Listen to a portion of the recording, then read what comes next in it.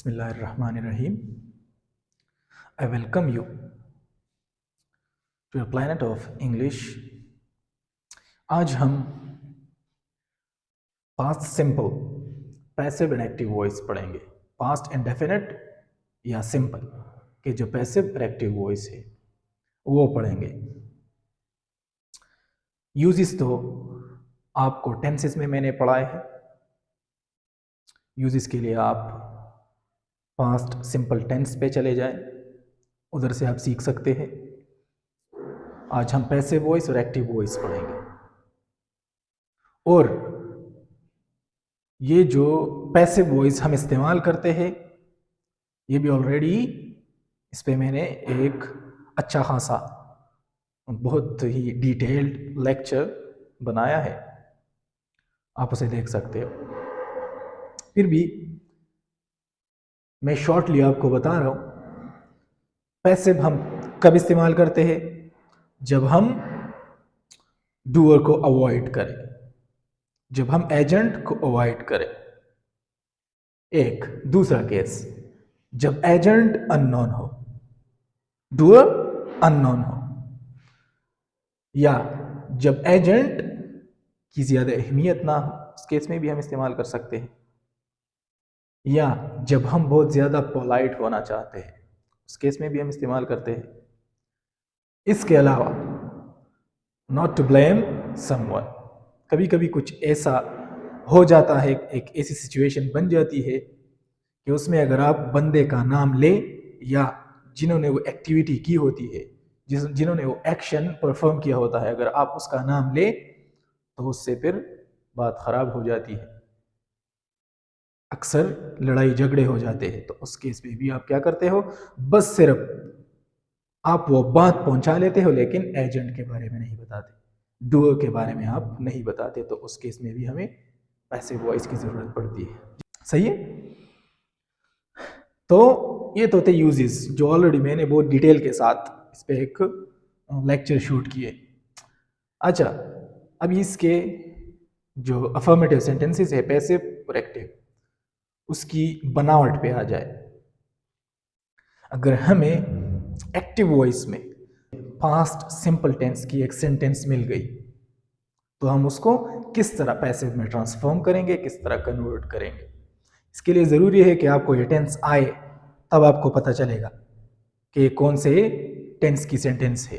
तो उसके बाद आप उसे पैसिव में कन्वर्ट कर सकते हैं। ठीक है। तो टेंसेस बहुत ज़रूरी है। पैसिव वॉइस एक्टिव वॉइस करने से पहले टेंसेस बहुत इंपॉर्टेंट, आपको ये आने चाहिए। अच्छा, अहमद कॉट द बॉल।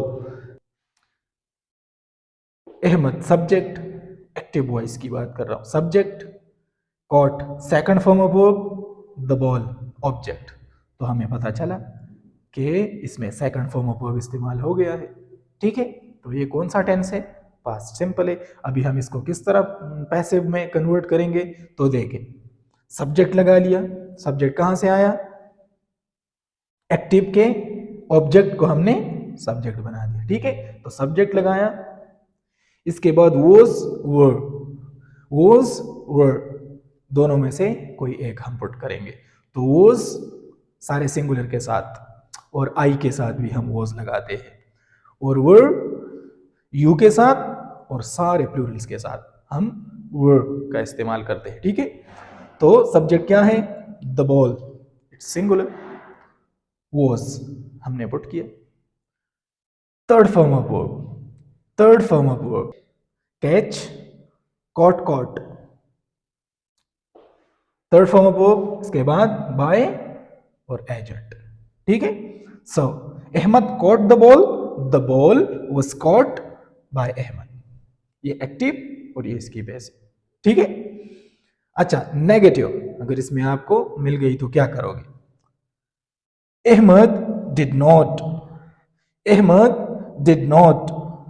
अगर आपको याद हो तो प्रेजेंट सिंपल में हम डू या डज का इस्तेमाल करते थे, याद है ना? यहां पे हम डिड, चाहे सब्जेक्ट जो भी हो, हम डिड का इस्तेमाल करते हैं। ठीक है। Did not catch the ball, Ahmad did not catch the ball.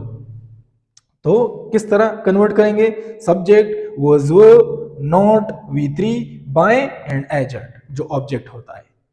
अच्छा, the ball, Ahmad did not catch the ball, तो क्या किया हमने?